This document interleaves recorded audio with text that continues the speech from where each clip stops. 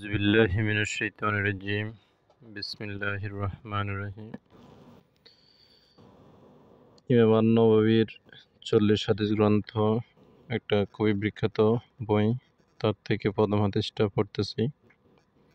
হাদিস 1, আমিরুল মুমিনিন আবু হাফস ওমর ইবনে খাত্তাব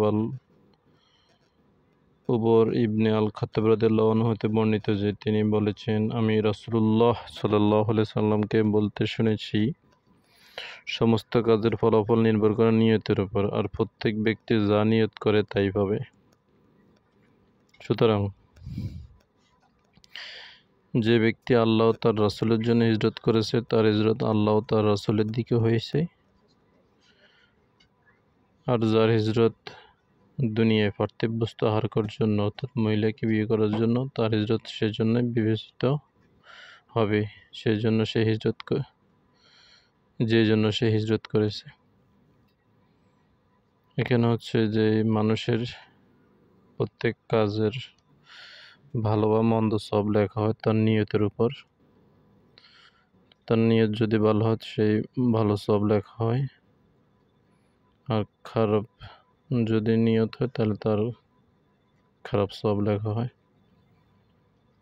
সে কাজ করলো, কাজের জন্য সে পুরস্কারটা পাবে না, সে পুরস্কারটা পাবে মূলত তার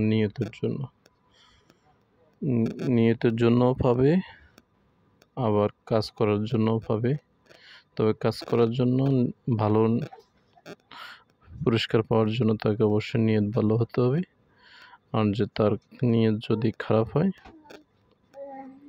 তাহলে সে খারাপটা সওয়াব পাবে না, গুনাহ পাবে। তো এখানে মুহাম্মদ সাল্লাল্লাহু আলাইহি ওয়াসাল্লাম যখন মক্কা ছেড়ে মদিনা হিজরত করেছিলেন, তখন অনেক সাহাবী হিজরত করছে। তার সাথে একটা পরিবার হিজরত করছে। পরিবারে একটা মেয়ে ছিল, মেয়েকে একটা ছেলে পছন্দ করতো। তো মেয়েটার পরিবার হিজরত করার কারণে ছেলেটাও মেয়েটাকে বিয়ে করার জন্য হিজরত করছে। তো এই ছেলেটার উদ্দেশ্য হচ্ছে আল্লাহ এবং তার রাসূলের খুশির জন্য হিজরত ছিল না, হিজরত ছিল বিবাহ করার জন্য। এই জন্য সেই আল্লাহ এবং রাসূলের জন্য হিজরত করলে যে সওয়াবটা পাওয়ার কথা সেটা না পেয়ে সে শুধু পার্থিব উদ্দেশ্য, দুনিয়াবী উদ্দেশ্য, বিবাহের জন্য হিজরত করার কারণে সে এখানে দুনিয়ার বিষয়টাই পাইছে, কিন্তু সওয়াবটা পায় নাই। তো আমরা ইনশাল্লাহ আরেকটা ইমাম,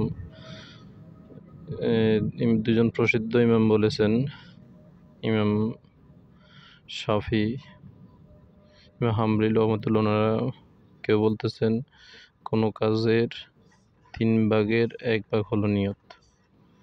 আবার কেউ বলতেছেন কোনো কাজের অর্ধেকই হচ্ছে নিয়ত, অর্থাৎ কাজের অর্ধেকই নিয়ত আর বাকি অর্ধেক হচ্ছে কাজ।